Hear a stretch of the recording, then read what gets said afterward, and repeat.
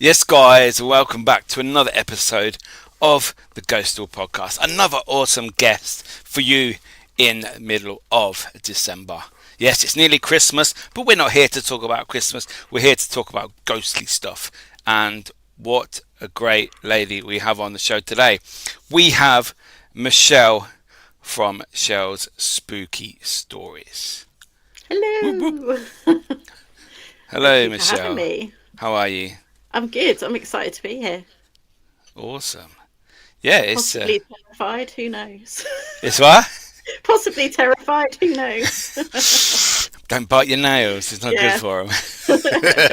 They're fake. They taste like plastic anyway. It'd be horrible. Oh, that's fine. Don't worry about it. You could just replace them. Don't worry. Yeah, good, yeah. Yeah. So, how have you been? Hope you're well. Yeah, not bad. Life is good. Yeah, life's going all right. Yeah, I've been very tired because December, I'm doing that whole thing where I'm trying to get as many things done before so I can have a nice rest over Christmas. So I've been blowing the candle at both ends is what they say. Yeah, not blowing the candle. Yeah, just go out. Yeah, just go, give up. That's all good. Yeah, but no, it's all good. So we have Tom. Hello, Tom. Hope you're well, mate. Tracy. Good morning, Mickey. Good morning, Michele. Lovely to meet you. Tracy's in Australia. Oh, fabulous. And yes, she is ready to go. Jolly Roger. That's a cool name. I like that. It is, yeah. Yeah. I like the picture. What's that, a temple or something? Buddhist temple? It looks like someone with their hands on their knees. Yeah. I don't know. Yeah, maybe. Let us know, Roger. What's your picture of? Also, with this new thing that StreamYard are doing, you can have it portrait mode or like horizontal mode on the podcast. It's very strange. I tried it first time last week, and it seemed to work very well with the phone, the portrait mode. So let us know what mode you're watching on, because I just want to see if it's worth carrying on with it or not. So I imagine, that's probably better on your phone, isn't it? Because usually on your mobile, you have to then turn it sideways to watch anything decent on YouTube. Yeah. I've got a preview on my screen. It's like that big. And the screen is just cut in half and there's me and you. So if I move slightly, I'm not even in it. So it's very strange. But if people like it, then we'll obviously carry on with it. Yeah. So good. Just random. It's C&D. Oh, okay. Hello. C&D, you're hiding. Great to join us again. So, Michele, if we could go back and just let us know, for the people that maybe don't know who you are, could you just give us a little run through of what you do, and that would be awesome. Yeah. So my name is Shell, or Michele, whichever one. Shell, my family always used to call me Shell. They used to say I'm more of a Shell than a Michele. So whenever it's that typical thing of getting called Michele and you know you're in trouble. Full name. But yeah, like so I have a podcast called Shell Spooky Stories. We are a year and a month old. I literally started on Halloween last year. Oh, cool. So that was very exciting. We seem to be doing pretty well. It's definitely going up rather than, crashing down, which is always good. Yeah. So I really enjoy that. We started off telling a mixture of like stories that I wrote and stories that about legends and ghost stories that people would know about, like the Black-Eyed Children, things like that. So we started doing it that, and then I started interviewing people. And now I basically interview people because how I've developed myself and what I think is important is now that we kind of tell stories in what I always say is like every haunting has a heartbeat. So that's whether the person telling the story or whether it's about the spirit itself that we're actually discussing. And I find a lot can come from ghost stories or people's personal experiences. And it's not always like what you think. It's not always like, oh God, that's terrifying. sometimes it's, we've discussed things like mental health, we've discussed people passing and the effects of people passing. So it kind of takes a little bit of a different stance on it. But I just hope it helps people, really. That's the kind of main thing behind it, is that people get to tell their stories. That story hopefully impacts somebody, helps somebody. And yeah, so that's the podcast. I've written a book, which was based around my sort of interactions with spirit growing up and my family and our sort of Celtic background. Yeah. But it's based in like 1970s in the Scottish Highlands. So it's got a bit of a twist to it. It's not my full biography or anything. It's kind of based around certain things, but indulged quite a bit. So yeah, and I'm a developing medium and a paranormal investigator and a witch. All roll into one. Yeah, they kind of come hand in hand, I think. I bet you're busy the weekend. Yeah, definitely busy at Halloween, I can tell you that much. Yeah.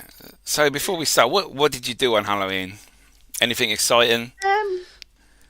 I didn't actually. Do you know what? I had a takeaway. Why I watched a film and that was it.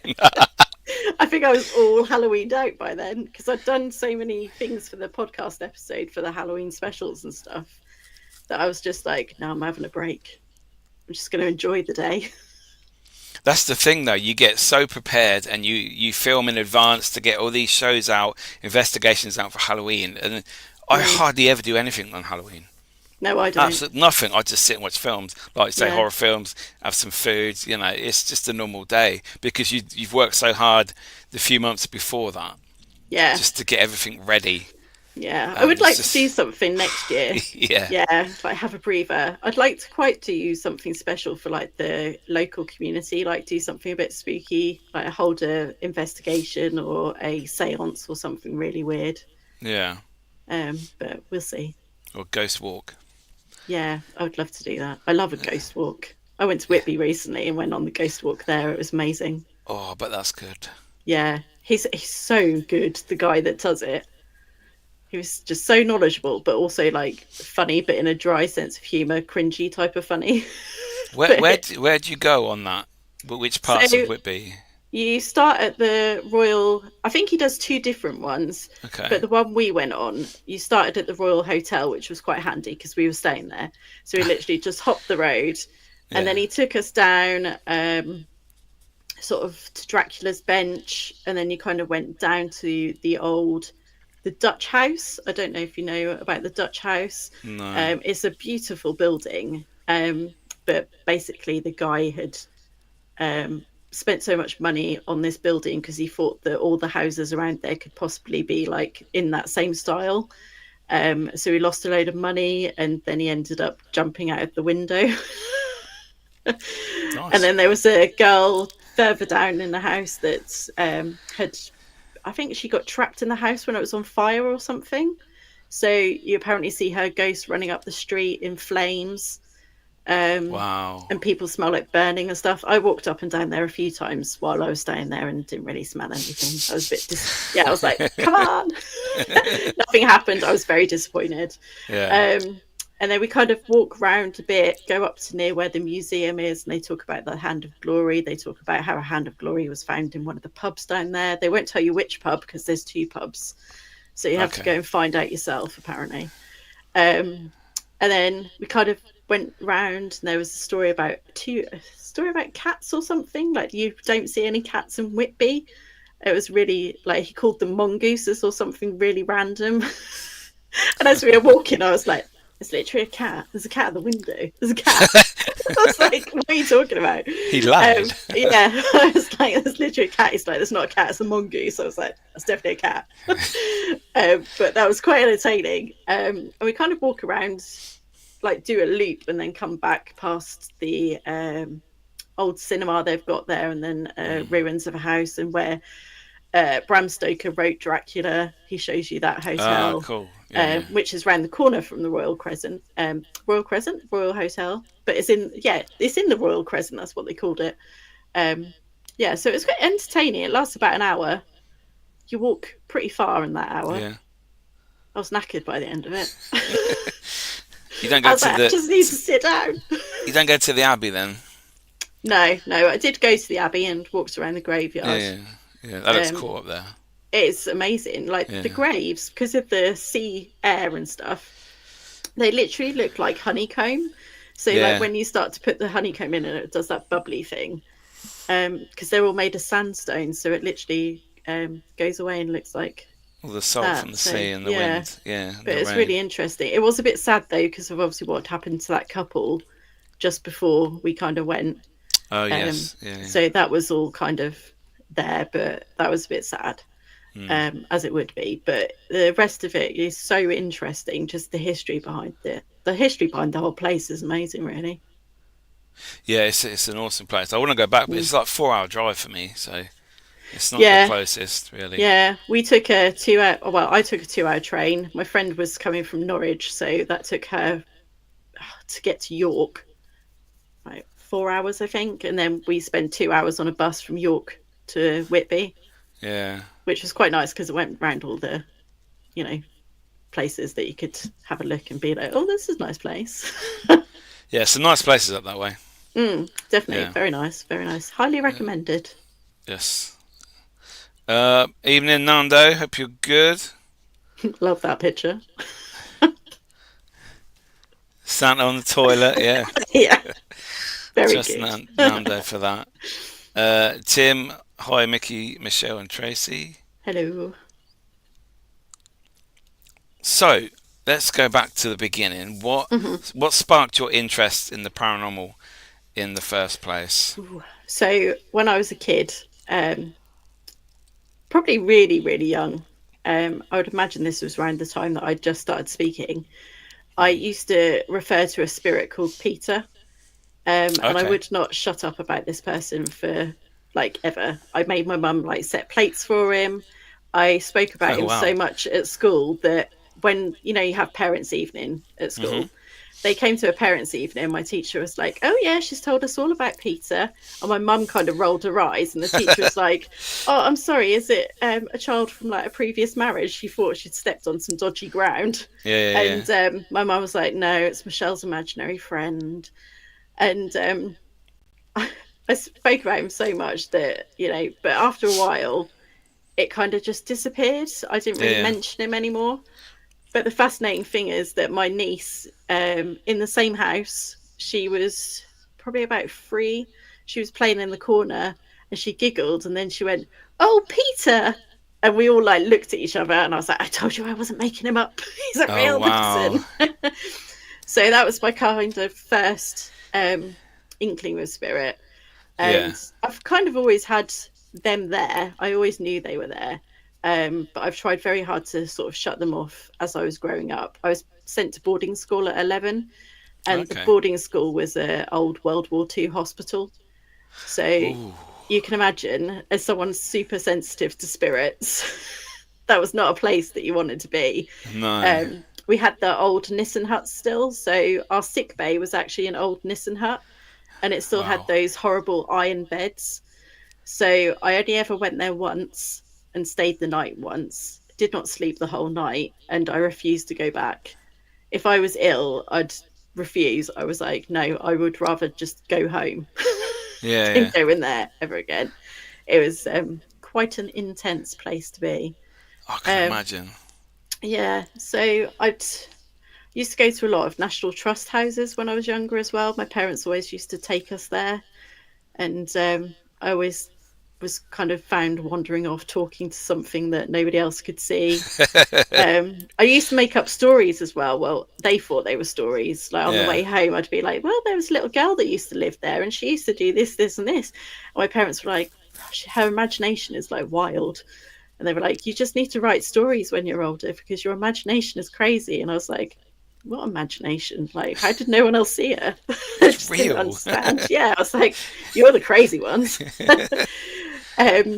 So I think at high school, I kind of learnt to switch it off so that I was able to kind of function like a normal teenager. I don't know whether that I'd actually managed to pull that off. But I tried my hardest. In my 20s, like, I didn't really kind of do anything. I went to mediumship things where, you know, they do live, I don't know what to call them, demonstrations, where they Yeah. go on stage and they obviously pick people in the audience. Oh yeah. The Yeah, shows. Yeah. we used to go on those. Me and my mum and my best friend, we used to go to those quite a bit. And we obviously used to watch Most Haunted and try and scare ourselves. That was probably the most I did with spirits Yeah. until about a year ago. Oh wow.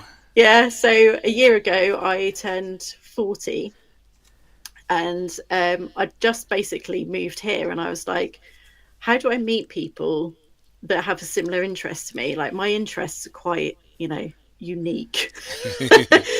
And I just happened to see on Facebook that there was a paranormal investigation going on at the local antique shop. And I was like, well, I'll go Okay. along, just kind of feel it out. At this point, I was still very scared of spirit. And I went and ended up like loving it in the basement, you know, in the dark, enjoying life. And they asked me to be on their team, and that's kind of how I got into it, really. And ever since then, I've spent my weekends in dark, cold places looking for spirits. No. Well, I can't imagine a better way to spend the Yeah, evening. To be fair. exactly. Yeah, yeah. It's very cold at the moment, though. Yeah, that's the good bit. But Ask it to yeah, warm up. yeah. I don't mind being cold, to be honest. I hate being hot. Yeah. So how do you feel about public events as a whole? Do you still go on Um, them a lot, or does your team host them? I haven't been on any. We've Okay. done a couple where, because we do it for charity when we do it. So Okay. Yeah. it's always at the same place, like the antique place. And we do it for like the MS Society or the lifeboat.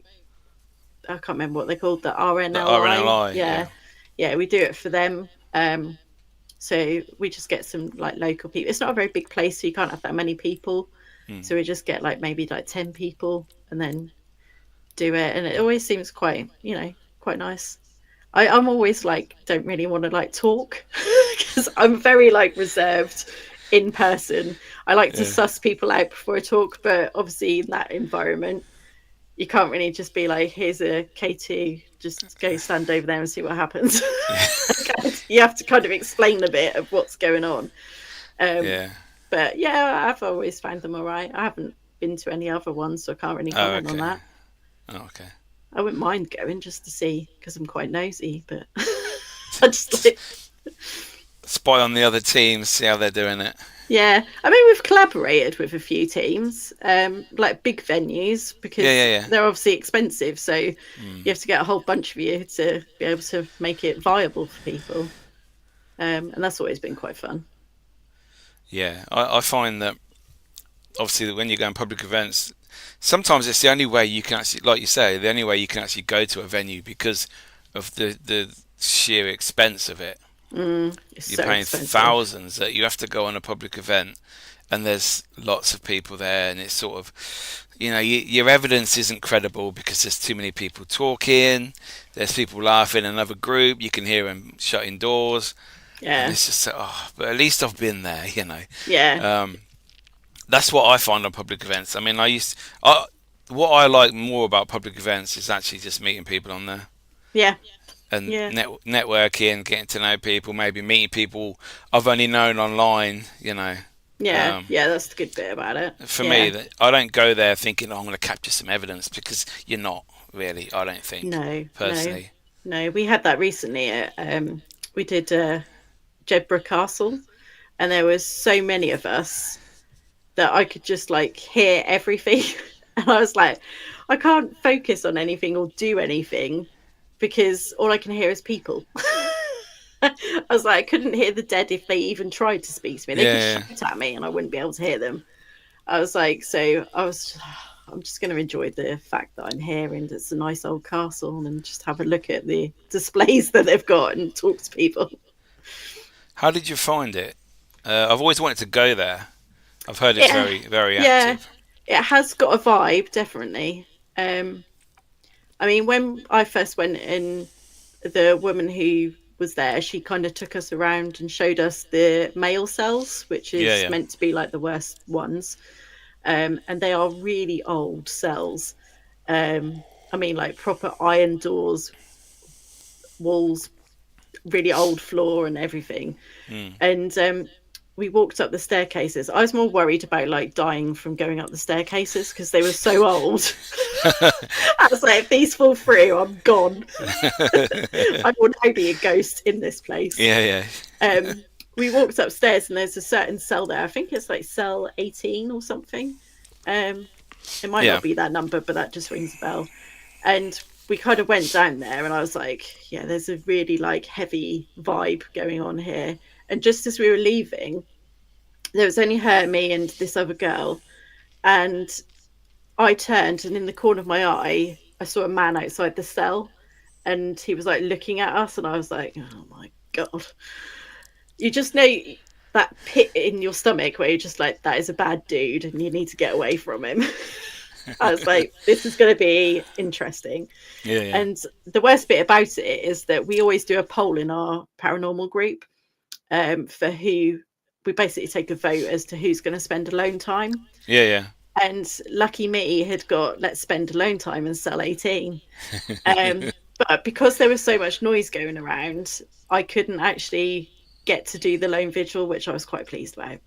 However, I did go sit in there with somebody else in the dark for a while, and you could literally feel like somebody was surrounding you and like it was really heavy. Yeah.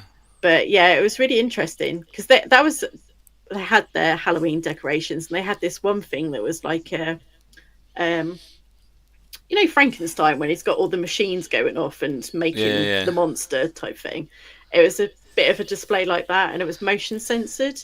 And we'd all been like right down this end, and we heard it go off, and I was like, well, that's motion censored, how's it going off? So we were switched all off and was like switched it back on again, you know, the IT trick. And then we started testing it, and we'd walk away and it hadn't gone off for like 10 minutes, and then it started going off again, and we're like, why is it doing this? It was just really odd. We couldn't figure it out. But that's probably the only really crazy thing that happened there. I think if there were a smaller amount of us, it would have been very different vibe. But because there were so many, it sort of spoils it, doesn't it? Yeah. I just ended up having a bag of crisps and having a hot chocolate, and that was me for the night. That'll do. I was like, I've been, I've seen, I walked around the graveyard. It was lovely. Tick. So are you scared of the dark at all? I used to be. Probably until I was about 35. I used to sleep with the duvet over my head and like proper white knuckling it all the time. Oh, wow. And my husband's was in the military. He retired last year. But when he used to go away, I used to sleep with the light on because I didn't want to be in the dark by myself. But that was because I used to see things that I didn't want to see.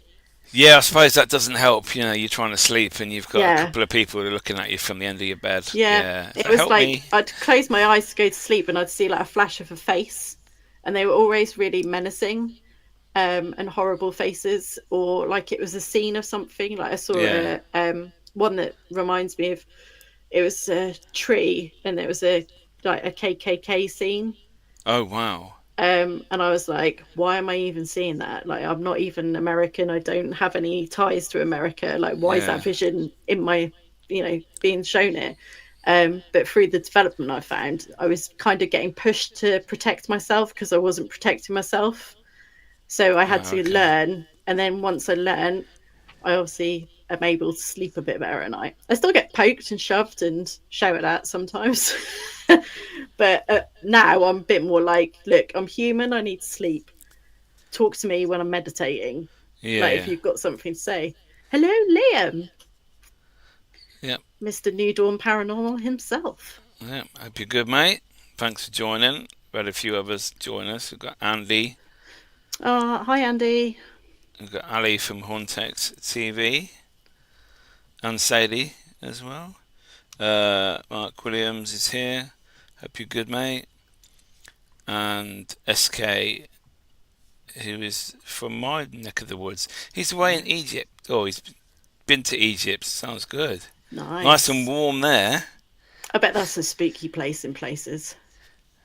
Oh yeah, yeah. Mm. That's imagine the history of that place. Yeah. All the pharaohs and the gods and all that sort of stuff. Yeah, that'd be amazing. Definitely something that I would like to go and experience. I think, Mm. especially doing investigation in one of the pyramids. Yeah, I'd be very claustrophobic, I think, in there. Have you seen how narrow they are? Just be like side shuffle. Yeah, just sit on the floor. You're fine. Yeah, I probably would. I'd be like, just leave me here. Come back for me when you're finished. Yeah. So going back to your book, Mhm. how long has that been out? So I actually set myself a goal of doing that on my 40th birthday.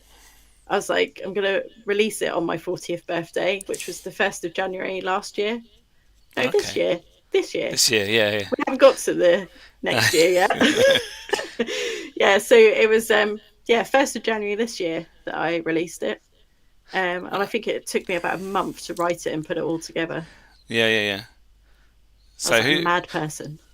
This is a weird question, but it's how did you go about doing that? Because it's something that I'm sort of interested in like for the future, and I just wondered if did you go through a publisher, through Amazon, or I did it myself through Amazon. okay, So I basically wrote it all into like a Word document. okay, And then I went on Fiverr and found somebody to like format it for me. My okay, husband did the, what do you call it? forward. Proofreading. Oh, okay, Yeah, yeah, proofreading of it because I am not the best at English. I can hardly form sentences sometimes. So he did all of that for me. I used a guy on Fiverr to format it. yeah, I yeah. used somebody different to do the book cover. Um, and then the person who formatted it was able to actually put it on Amazon for me on Kindle. Okay, And yeah, he did yeah, like all the SEO stuff that I yeah, don't really yeah. know how to do. I suppose I could if I tried. But yeah, it was a pretty easy thing to do when you've got other people to help you. That's all right then. Might have to Yeah. look into that in the future. Yeah, Um, some good it wasn't, I think all in all, the pricing of it, I probably spent maybe about £120. And that's like the okay, cover, yeah, the yeah, formatting and everything else. So it wasn't too expensive because I do know how other people do it and how much that costs. because Um, I was told before you had to buy a certain amount of books to get the initial stock online or something. But they clearly don't do that yeah, anymore. that's I think that's a different way of doing it. You can Oh, okay. do that through publishing. I think there's a hybrid publishing side where you because Oh, you can okay. be like a self-publish, you can Yeah, be yeah. self-published and use a publisher, which is a weird thing. And then you can obviously get published. There's some different ways of doing it, but I think if you go down the published route, um, yeah, I did a journal as well. Thank you, Liam. I forgot about that. I did a journal as well. um, so yeah, the I forgot what I was saying now.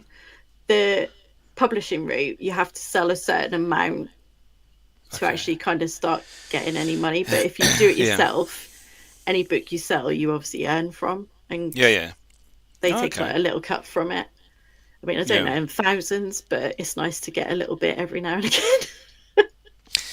To be fair, I imagine seeing people with your book or just to send Mm, you a message, oh, got your ordered your book, it's really good, or finished your book, for yeah, yourself that must feel like an achievement, it's like, yeah, wow, someone's yeah, actually took the time to buy that, pick it up, read it, you yeah. know. I mean, I didn't ever do it for the money. No. It was basically because my mum had passed 4 years ago.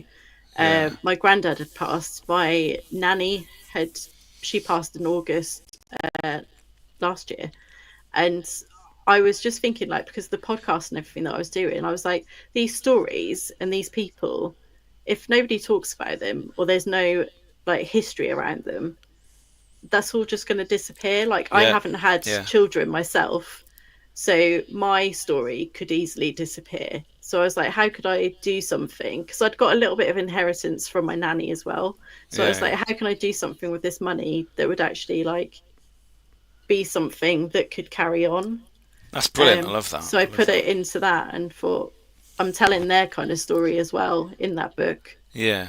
It's the same with what I did with the journal, actually. We've got Liam's dad in the front of it, because he is what started New Dawn. And if New Dawn didn't exist and I hadn't joined their team because of Liam and his dad, then I wouldn't have done Shell Spooky Stories. I wouldn't have written that book. So it was a nice kind of thanks to Liam and his dad for opening me to this crazy world. Wow, I love that. I love it when stories, little things happen and it just brings everything together. Yeah. You know, like I was definitely meant to be in this moment doing this thing. Yeah. No, that's good. It's definitely something that I think like you say, it's a great legacy that you can leave. You know, anybody. Oh, just read my book. You know, if you want to learn a bit more about me, my family, etc., my stories, then it's just there to read. And I love that. I love books.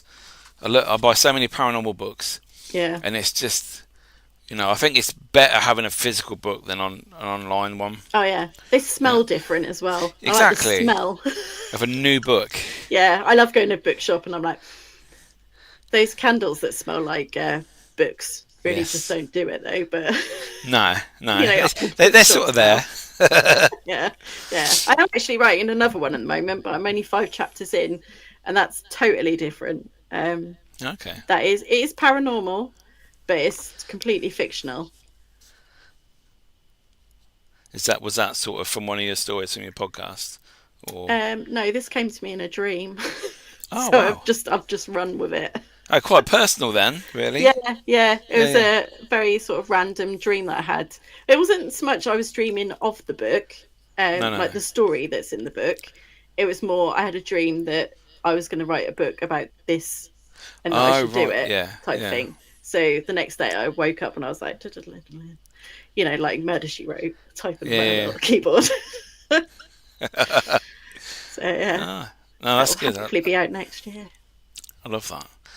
So just staying with your podcast, what's the most interesting guest you've had on, or most interesting story that you've been told? Ooh.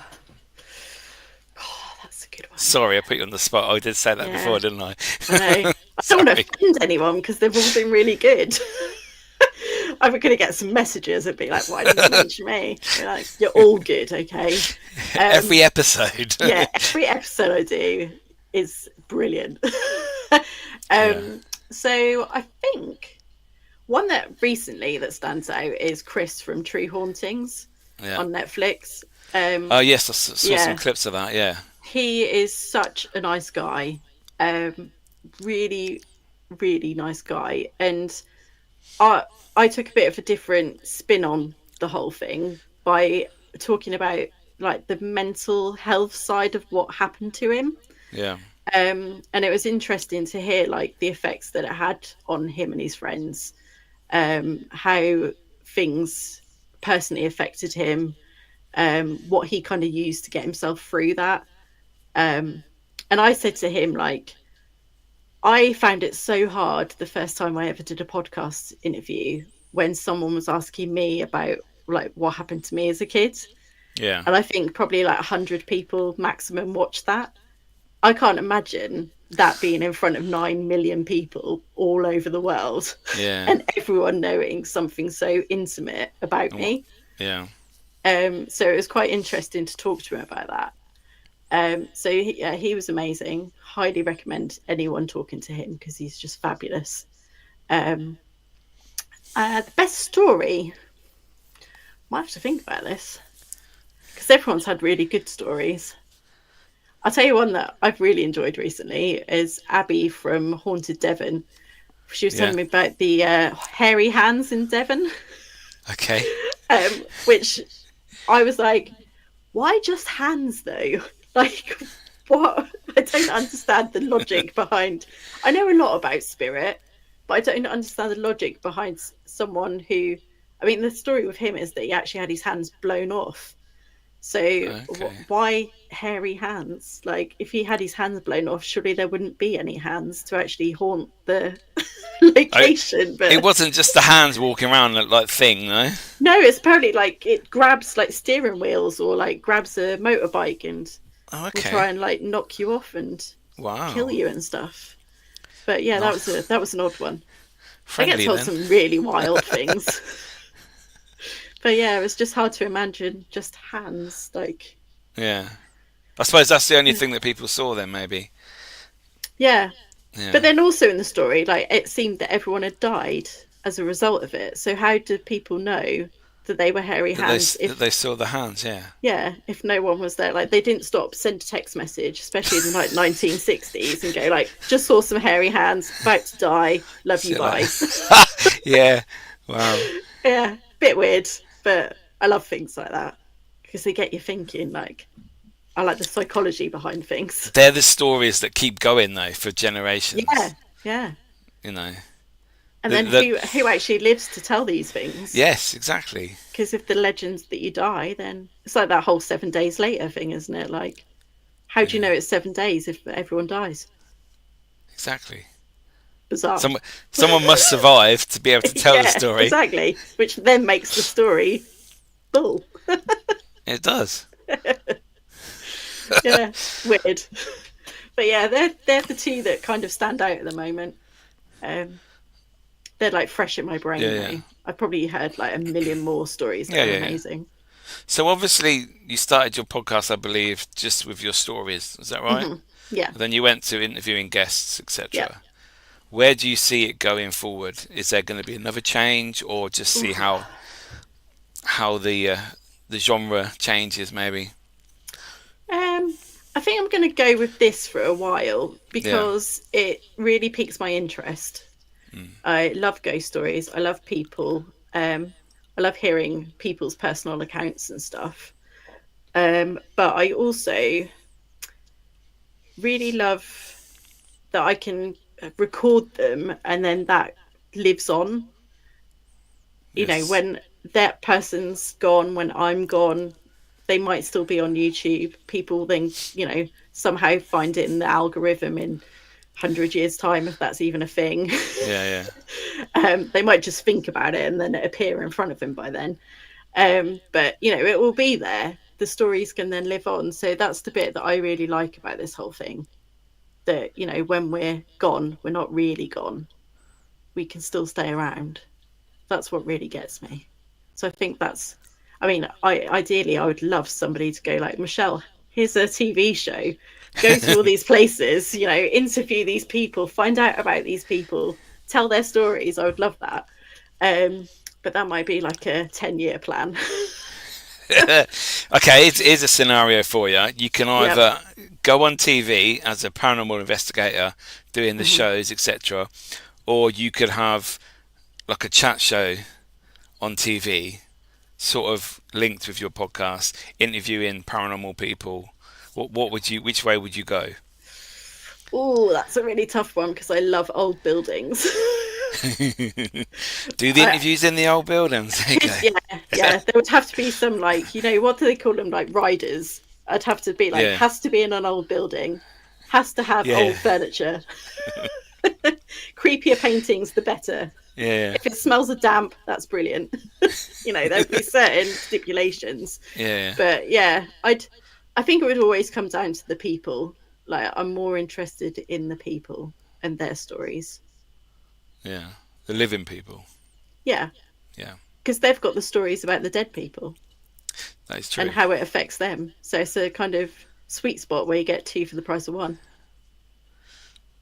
So you're going down the chat show route. Yeah, but it has to be in an old creepy building. If it was in a cemetery, even better. Just the weirder the better, to be honest. Yeah, the most unique locations. Yeah, I'd do it in a morgue. Yeah. Bother me. Yeah. Sit on a slab, you know. Yeah, exactly. Honestly, if you could see like the rest of this office, you'd understand why. There's some weird stuff in here. That's awesome.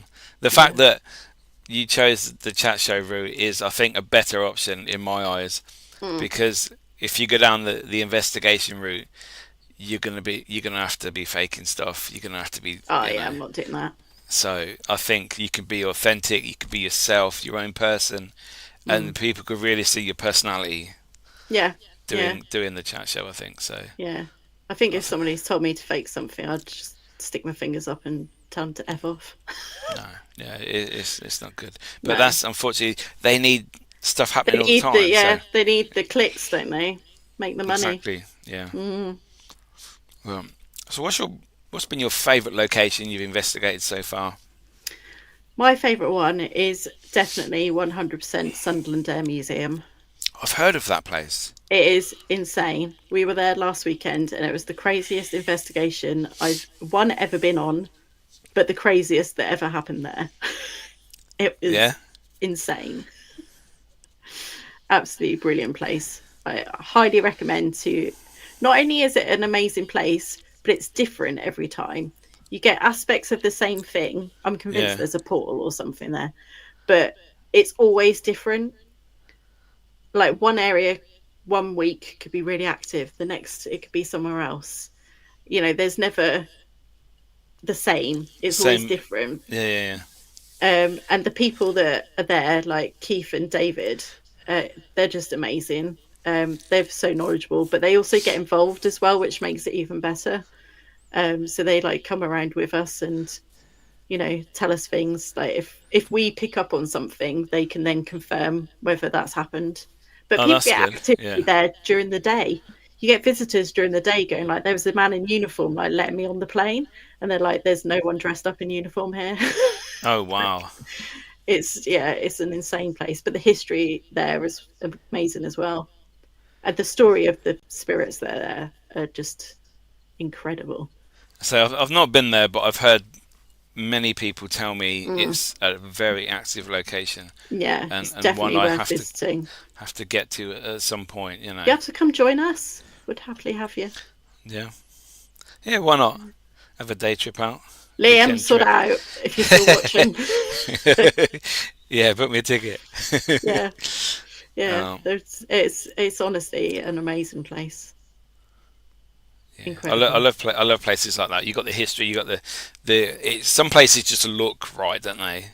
Yeah. And it's just everything just fits together, and it's like, wow, this place is one of the best. Yeah. And that place is so cold. I don't know how. It is seriously the coldest place on earth. It's like an icicle. I reckon the North Pole isn't that cold. It's that cold. Take your hat with you. Yeah, hat, coat. I mean, Sarah, she had a bloody hot water bottle with her under her. Oh wow! Yeah, it's a good idea. That I've never done that. I was like, it's a bit extreme, but at 1 o'clock in the morning, I was like, "Can I have your hot water bottle?" Can I borrow it? Yeah, that's a very good thinking, strategic. Yeah. But yeah, that's the best. So I've been watching some other bits that you've done. And you mentioned that you went to the Old Nick Theatre in Gainsborough. I've actually been there myself. Very good location. I just wondered what you thought of it, how your night went there. That was it's a really nice place. I liked it there. It was. I love old places like that. The older, the better. Yeah. But yeah, the weird thing was that I got to the hotel. We drove up there, and it was probably 2.5, maybe 3 hour drive. Can't remember exactly. I don't do the driving. I just sit and, lady of luxury and all that. But on the way there, I kept seeing this man, and I was like, oh, God, right, okay. So when I got to the hotel, I sat and drew the man. Yeah. And I'd also written down that Liam was going to have hands around his throat. Okay. These are nice little things that I get before we go on investigations, and I'm like, right, cheer you up a bit. Yeah, looking forward to tonight. So when we were in the main theatre, I kept seeing this man in the corner, and there's the door there, and then there's the seats, but that wall is a bit like a cinema wall that's really high up. Yeah. And I was like, that man's just staring. And Liam was sat the other side of this wall. And I was like, right, so what's happening here? And I was kind of like focusing on it. Everyone else was like cracking on with the investigation, and someone had been taking pictures of that area. And when we looked back, you could see this hand going over and towards Liam. Like it's an actual hand just coming in the picture, like towards him. And where that hand comes from is probably about like 5, maybe 6 feet up. So oh wow, so it's no coming from explanation. above. Yeah, it was kind of like right above that wall, like coming in. And then later on in a cell, he actually got choked, so had to leave. So that was interesting. I was still looking for this man, hadn't seen him the whole night that I'd drawn. And just at the end of the night, we went into the little bit where the constable, or the whatever you'd call him, his like His living office. room area was. Living room, yeah. And we were like looking around, and I was looking for all these old prisoner pictures, thinking obviously I'd drawn a prisoner. And Sarah went, Michelle, come here. So I went through, and she'd actually showed me on the mantelpiece the sergeant or constable in his uniform. Okay. And it was exactly him with the comb over, the moustache, the eyes, the uniform. Wow. And I was like, okay, that's pretty spot on. So that was a bit weird. But yeah, the whole night it was really good. I really enjoyed it. I crossed a spirit over there, which you're not meant to apparently do there. Don't do that. There'd be no one to talk to. Well, she was lost. There were plenty of people to still talk to, but she needed help.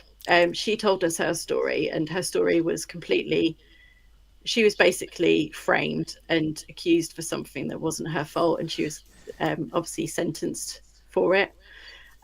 So we ended up her like expressing her true story.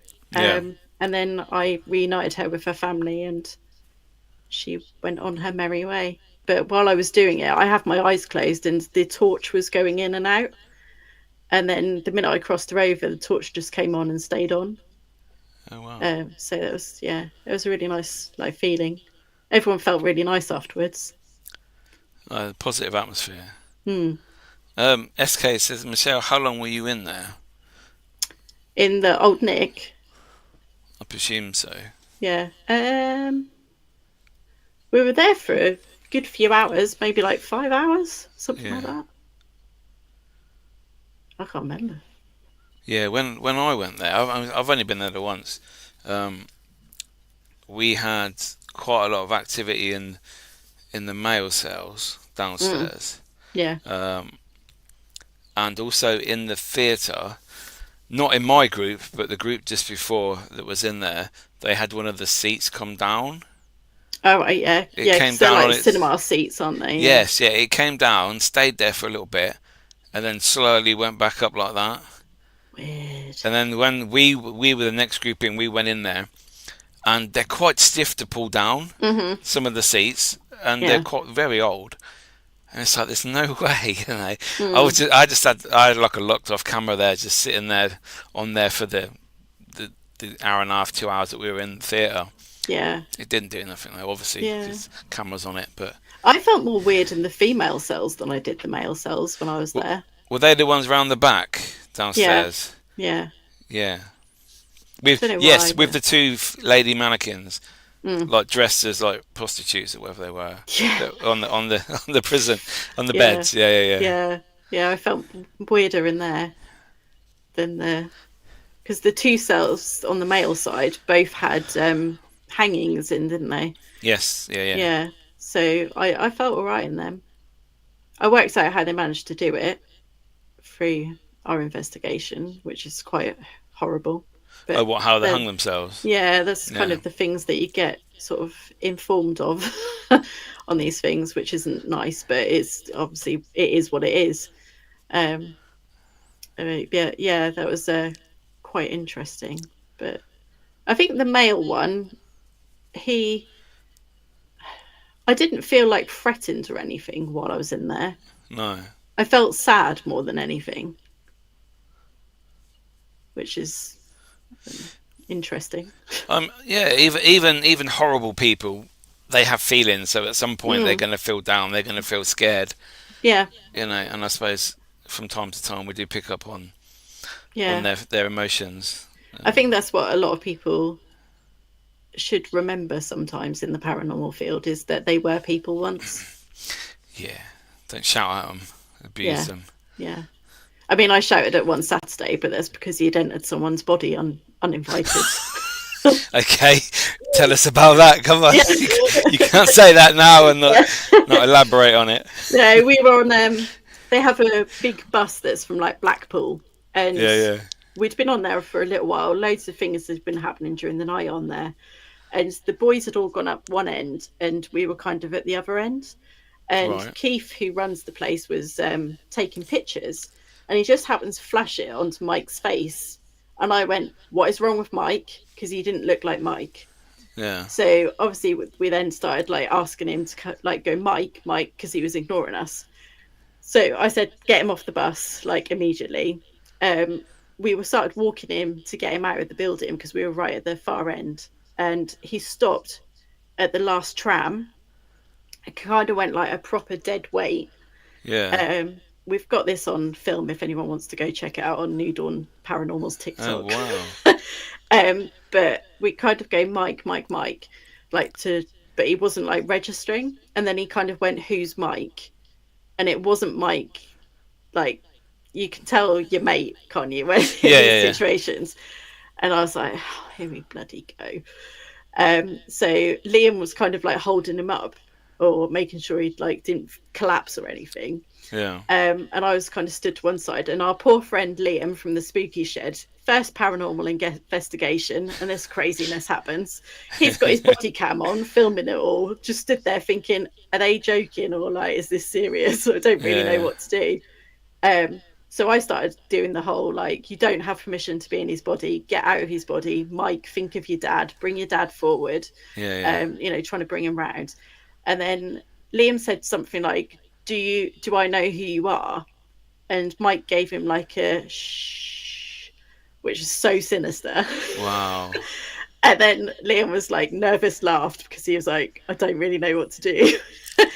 And then Mike turned around to me and looked at me in such a dirty, horrible, sinister way, which is awful when that's your mate. And I just went, don't you look at me like that.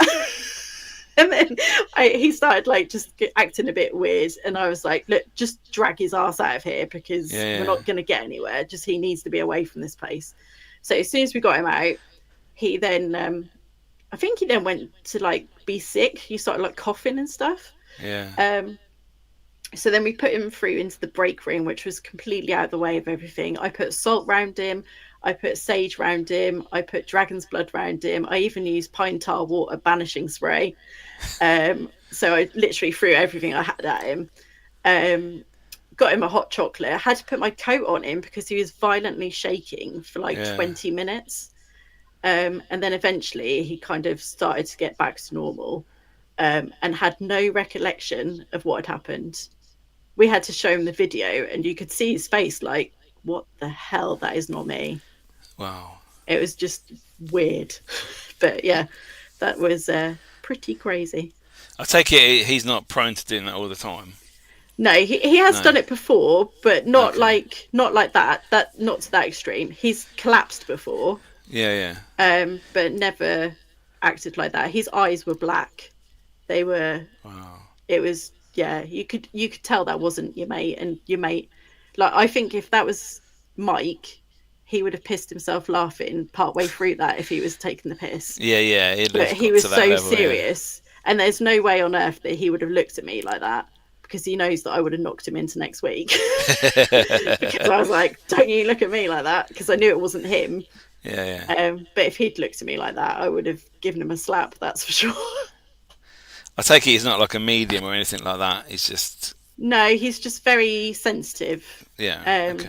To things. But he has been having like Reiki recently, so he's opening his channels a little bit more. Oh, maybe that's why. Yeah. So possibly, but yeah, it was interesting. I think that's good to experience that. Obviously, not good for himself, of you guys to see your friend in that sort of distress, but. I think I'm not a believer in you have to do your protection before your investigations. We only want love and light. It's like you're cutting off half 50% of ghosts and spirits or anything like that. I'm very much an all-in person. Yeah. If it's negative, bring it on. If it's evil, bring it on. If it's good, bring it on. So, you know, obviously some people don't like to experience things like your friend did. And would be scared of it. I found that at the beginning of my journey, people were like that. Everything was spiritual, and you had to do your protection spells beforehand and be blessed and all this stuff. And I thought, this is a load of rubbish. That's I don't go to the extreme of blessings, no. No. I do protect myself, but that's only because I have grown up with so much bad stuff around me, and because of like developing as a medium. Oh yeah, that's part of it, isn't it? Yeah, I need to make sure that I'm okay to kind of make sure everyone else is okay. But do you force that on people? Do you say you have to be protected? You have to. I do cleanse them, but I do ask them if they want me to cleanse them before we leave. Okay. Everything's about consent, isn't it? Oh yeah, afterwards. I meant like before. Yeah. Really. Before, no. I mean, Mike did get himself because they all know that I protect myself. Like I wear jewelry and all that to protect myself. So he'd asked me like what he could do to obviously protect himself, and I said, well, you could get yourself like some black obsidian and wear it like around your neck. So he did get himself a pendulum, no, it's not a pendulum, pendant like thing. So I like sort of Reiki infused it for extra protection for him, and he wears that. But that night he'd forgotten it. That's why. So you know, when things happen, and like after, you know, if things happen, I'm not going to sit there and be like, well, I did tell you to protect yourself. I'm not going to help you. You have to deal with it on your own. I will help them.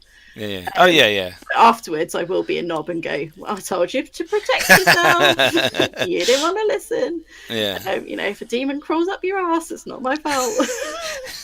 Just go into the corner by yourself. Just deal with it. But yeah, I mean, I'm not saying that something won't happen to me. I'm just human. I could forget to, like, you know, protect myself before I go into an investigation. I could walk into Blimmin' Morrison's and have a spirit come home with me, couldn't I? And you could, if I've not protected myself, they don't just hang around anywhere. Scary places. Scary places. They are literally everywhere. So yeah, it's not something I force on people, but if they ask, I'll tell them. That's good. And I'll help them. But everyone loves my dragon's blood spray that I've got anyway, so they always ask me to be sprayed in that because it smells so nice. Yeah. I didn't even make you buy that. Yeah, it's lovely. It smells like sort of spices and orange and cinnamon and all that thing. Christmassy. It's like walking into like an old apothecary type thing. Oh wow. Yeah, it's really nice. Everyone goes mad for it. And what does that do? Is that supposed to protect you from? Yeah, it's just like a really good protection. Yeah. Oh, nice. It's like a step up from sage. Oh, okay. Yeah. Yeah. It just smells better than sage. You come home smelling like a food shop. Yeah. Yeah, exactly. Yeah. They're all buying it, actually. They've been on Amazon today, like, getting it. Getting some more, yeah. Yeah, there's pictures of everyone getting it in the group chat. So they're obviously listening to me. So they are. They're learning. Yeah. So obviously you're spiritual, you're a medium. Are you, the way you and your team investigate, is it more gadget based, or is it like a back to basics? Is there anybody there, stay silent type? Or is that somewhere in between? We do a bit of everything. Yeah, we do a bit of everything. Like I made these, like I got an old like blank card deck and put some witchy sigils on them and just wrote a load of yes and no's, and then put like stop and don't ask and help and some things. Yeah. Okay. So we were trying that out this weekend, which was quite interesting. We had quite a few sort of decent responses on there, but we tend to have like a few things set up around. We'll try different things. It's just an experiment, really. And then if something's really getting us good, like I use pendulum. I'll use sort of mediumship. I'll use REM pods sometimes, dowsing rods. I I've got a pendulum that's actually on a stand. We've used that before while using the actual pendulum. Is And that the one having with them the separate. sand, or? Yeah, it's got like a sort of circle that's a bit like a Ouija board, Yeah, yeah, but in a circle form. And then it's got like a wooden stand, and you just hook the pendulum so nobody's touching it. yeah, yeah. And then I'll have the pendulum, and we'll separate them and then see whether that one moves. And we've had it move a few times in while mine's been moving. So that's what has been quite interesting. Yeah, definitely a Yeah, mix I of, think of so. things. Yeah, yeah, trying everything. I mean, Mm, sometimes depends on location as well. yeah, To what works best. You can have all the gadgets in the world, and if the spirits don't want to use them, don't want to try and communicate with them, they won't bother. But they yeah, might move a table. mm, They might, use your pendulum. yeah. They might have. They might understand what they are, Hmm. especially if they're like old spirits. Yeah, I really like the old, sort of older Victorian methods, Yeah, like, scrying mirrors and that yeah, kind they're of good. thing. Yeah, Yeah. I like that stuff. The old ways. I think I Some was just born in a different century, to be honest. Yeah, you're not really 40, you're Yeah. 140. I think I'm like 400, to be honest. Yeah. Things I'm interested in are definitely like 400-year-old. So, guys, any of you in the comments got any questions for Michele, please put them up and I'm sure she'll answer them. Hmm. Um, so, have you ever investigated graveyards or cemeteries? No, I've spent a lot of time in those places. Yeah. I always navigate to a cemetery wherever I am, Yeah. just because I find them so peaceful, so interesting, so beautiful. And I've always been that kind of child that, I think it's because when I was younger, we had a boy in my, this is like first school, so we were probably like 5 or 6, Yeah. and he was a friend and he passed away. And Oh, we always used to go visit his grave and like talk to him and stuff. Weirdly, I left him a Mars bar because he really liked Mars bars. And we went around the corner. We were the only people in the graveyard. And when we came back, that Mars bar had disappeared. And I've never known where that Mars bar went. But I like to think it was with him in spirit. But I've always found them really peaceful. We always used to like get dragged to them when we were kids, to like relatives' graves and stuff. yeah. And I've always just been really fascinated by like the tombstones themselves, the artwork that goes in them, the things that people say on them, the pictures that are on them, um, the ages that people passed away and stuff. Yeah. It's just all always interested me. Yeah, there's some of them. I don't like the new ones because obviously I work in a cemetery. Mm, The old headstones, grave markings, they're amazing. yeah, All the yeah. new marble posh ones, they fall apart. They're not very good. Don't get That's, those people. no, do not get the long curb sets because they're all attached.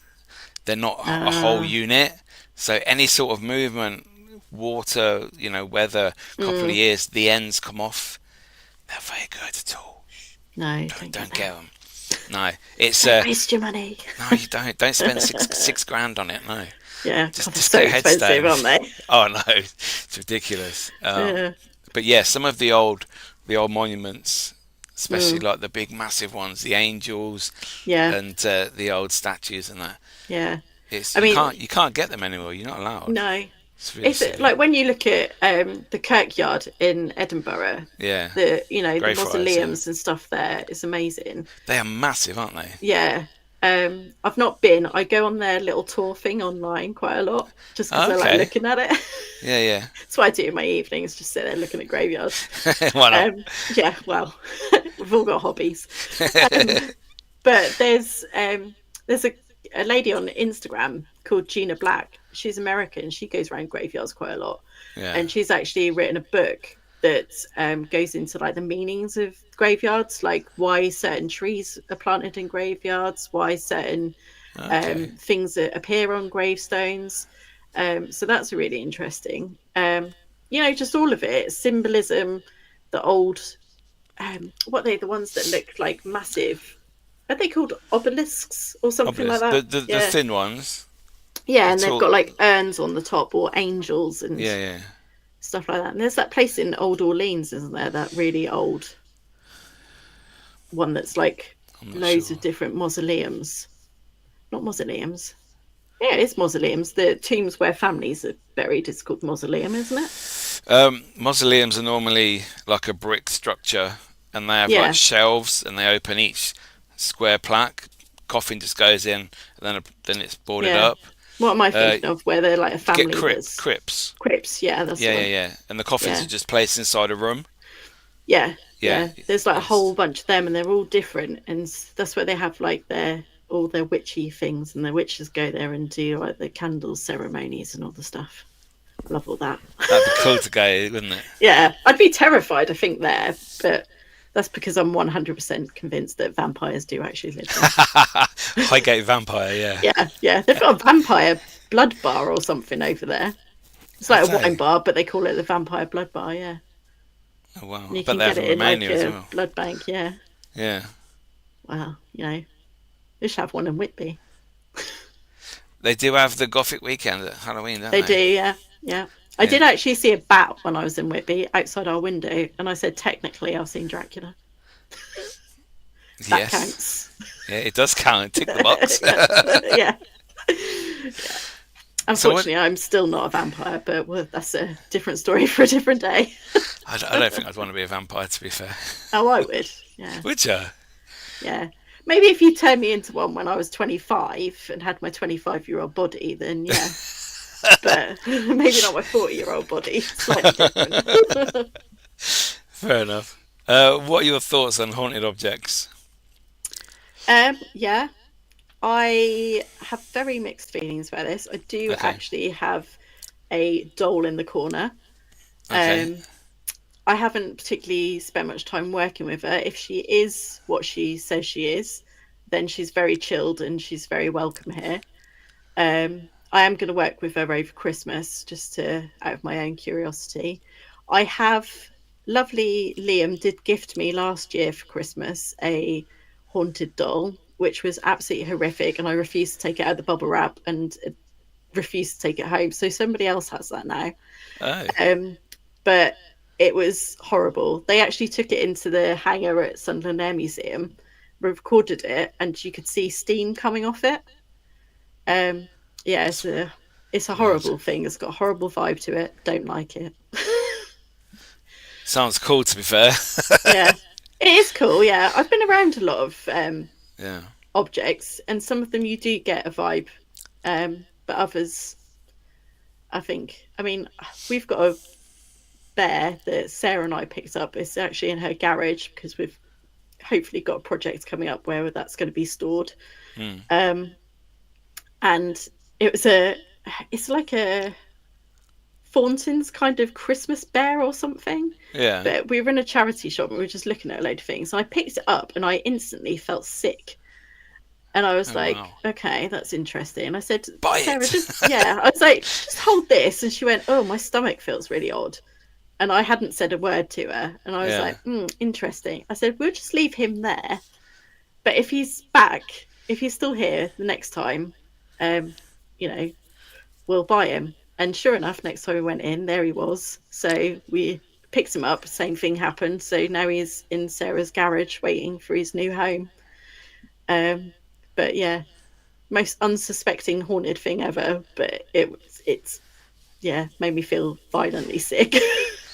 Wow, that's pretty cool. I love that.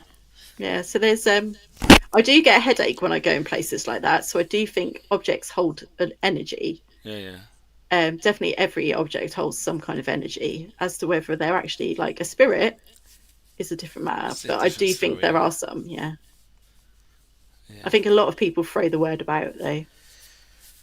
Well, you see the films and the stories, don't you? Yeah. So everyone's got a haunted doll off eBay, you know. Yeah. That is true, yeah. But yeah, I like them. If a spirit wanted to spend time with me, then fine, as long as they behave themselves. Yeah, don't interrupt your daily life too much. Yeah, don't cause any drama, no financial crashes, nothing like that. I'm not No, interested. no fires. Yeah, as long No, as no. you just sit there, you're nice and chilled, you like the dogs, you're fine. You can Yeah, stay. no scary dreams. Yeah, yeah. My stepson has actually dreamt about her, and he was like, "I had a Oh wow. dream that your doll came in my room last night." And I went, "Oh, she's making her way through the wall," and he was like, "Shut up." Wow. Yeah. So, but yeah, she's been on her travels through the wall, but that's about it, really. She's just Maybe. nice and chilled. No, that's good. That's what you want, I suppose. Definitely. So just a couple of questions left. Mm-hmm. Bucket list location. You can go there Ooh. tomorrow, anywhere in the world. You can investigate for as long as you want. Where are you going? I would definitely be hitting the asylums in America, Yeah, like Trans-Allegheny, Penhurst, all of that. I just yeah, want to know. I just want to experience it. yeah. I I think there'd suppose be crazy energy. you'd pick up, like you said, you picked up before.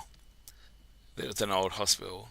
Mm, You'd be picking up so much from them sort of locations. yeah. I think the history there, because I think, especially with like what they used to call asylums, I mean, I'd be there now if they were still a thing. A lot of people would, yeah, Yeah, because it was, what was it? I watched something not so long ago and it said that they had a ranking system. And basically, if you couldn't write or speak, you would be like put in the lowest of the low ranking. yeah, And Stephen Hawkins would have been that person. yeah. And he's like the most intelligent person we've ever known. Yeah, they would have just said, like, he can't do anything, just put him in there and like leave him there. So I think it's really interesting. Thank you, Tracy. Thanks for Thank joining you. us. Um, yeah, everybody, people with a slight learning disability, Mm, people, women that were pregnant that didn't have a husband, they were in yeah, there. yeah, You went into asylums for anything. yeah. If you It's disagreed with your husband, they'd put you in there. yeah, yeah. It's It's madness. quite scary, you know. Yeah, But it's just, yeah, yeah, it's a different time, but when you think about it as well, it's not actually that long ago, is it? no, most of In them the, shot in the 90s in this country. yeah, grand scheme of things, it's bizarre. But yeah, I find things like that so interesting. Is it the history or just the grandeur of the buildings, or I is it a think bit it's of the everything? history. Yeah, Yeah, I think it's more the history of like the people. I think that's what I like about paranormal investigating is giving those people spirits a chance to tell their stories, yes, yeah.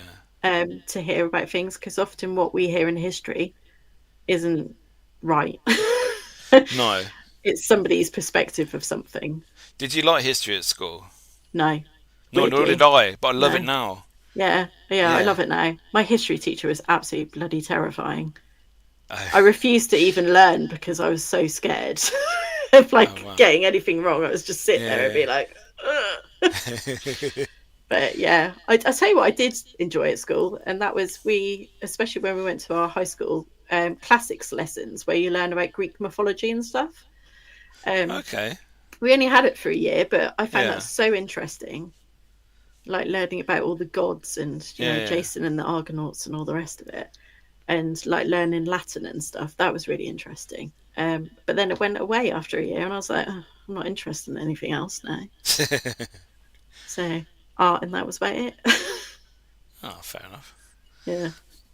So my final question for Hmm. this evening: if you could get rid of one thing in the paranormal, bit like Room 101, whether it's locations, people's attitudes, equipment, what would you get rid of?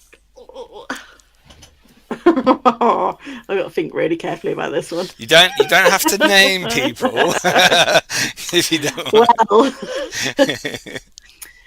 um, hmm, what shall I say? Do I go for a safe option or do I go for like a throw it out there and let everyone else deal with it option? um, I've had many answers over I can the imagine. years. Yeah, It's a pretty tough question, actually. Do you know what I would get rid of? And that's the competitive side to it all. yeah. Because surely we're all after the same thing. We're all out there trying to get answers. So I don't really understand why we have to be like the best of the best, or have the best equipment, or, you know, have the best medium, have the best clothes, have the best whatever. Yeah. The best numbers on whatever. You know, we're all there trying to put evidence together to prove people that aren't like us that spirits exist. So I think there needs to be a bit more collaboration rather than the competitive side. So I think I'd probably get rid of that. Yeah, I would agree with you there. Although I don't think a lot of people are in it for the passion anymore. I think they see other people doing well. Yeah. Famous YouTubers, they do ghost hunting stuff. Yeah, let's get the views, get the money. Let's fake all this stuff, make us famous. I think, unfortunately, a lot of people do that. That's why they're only in it for a year. You see a lot of groups, a lot of teams, a lot of people. They come in it, they go, "Wow, look at me," and then a year later, like, "Oh, where are they gone?" And Yeah, they're not actually they don't do it documenting anymore. anything. No, exactly. They're not. So yeah, I agree. It's sad. I was originally going to say douchebags, but there's loads of them as well. Yeah. I won't Just name get them. rid of all the dickheads. Stories. Yes, definitely. Yeah. But I've heard them. I've only been in it for a year, and I've heard and seen all sorts. Scary. Yes, the stories get around, don't they? They do, definitely. But yeah, I just think we're all, if you're not in it for the right reasons, then maybe you should find something else that's floats your boat and let us all carry on doing what we're doing for the right reasons, maybe. But who am I to talk? Yeah, that's the best way, not all this TV crap. Yeah. But I do watch some of those just to learn what not to do. And it's entertaining. I enjoy them, to be fair. Yeah. I watch a lot of ghost stuff, to be honest. I watch a lot of TV. I watch all the TV shows, apart from Help My House is Haunted, because I don't like a certain person on there. Yeah. I don't like certain people on there, but I do find it highly entertaining. Yeah. It's like, I've just been hit by a ghost. Wee. Yeah. Got a safety pin in my leg. Yeah. I do like watching the big YouTubers just for the fact they go to some locations. I don't sit there and think, oh, they're faking that. I just enjoy it. Yeah, I just like hearing the history and the stories behind it. Yeah. Like, it's interesting, like, to see what everyone else is doing. Yeah. You know, like you say, what not to do, maybe. But they get to go. What works. Like, although, they do fake a lot of stuff, and they are like in it for maybe the wrong reasons. But because of their stature, they do get to go to some really cool places that we may never ever get to go to. So it's nice to kind of see those places, and often hear from the people that are actually there day to day and stuff, working in the places. You get to hear what they're about. Yeah, I'd love to work in a haunted location. Oh, I would, yeah. Like in a museum or something, or a castle. That'd be well cool. I'd love to own one, hopefully one day. Yeah. That's the dream. Very soon. Next week. Yeah, I'm working on it. But yes, Michelle, I'm going to wrap it up there. Thank you so much for joining me this evening. I've had an awesome chat. Hope you enjoyed it. I did. Thank you. How can people get in contact with you on your socials? So I'm pretty much everywhere as Shell's Spooky Stories. Or you can just follow me, Michele Marie Liddle, on Facebook. There we go, people. You know what to do. That's awesome. Thank you very much, Michelle. No problem. Thank you. See you later. So there we go, guys. Wow, what an awesome guest Michelle is. Make sure you go and follow her on all her socials. Go watch the podcast. Go and get her book from Amazon. I'm going to go do that. Hopefully she'll sign it. So yes, guys, thank you so much for watching this evening. Hope you enjoyed it. Let me know in the comments what was your favourite bit. Do you know Michelle? Have you worked with her? Have you seen her podcast? Next week we have John and Neil from Paralytic Activities. That is going to be a big hoot, I believe. So them boys are, they're very funny. So make sure you tune in next week, 7:30 on Tuesday. Also, if you'd like to go and subscribe to my cemetery channel, Cemetery Walks with Mickey, go all over the UK, just having a walk round, a tour of cemeteries, nice and chilled, 15-minute maximum. If you enjoy that sort of thing, please go and do that. Means a lot. But yes, guys, thank you so much. I will see you next week.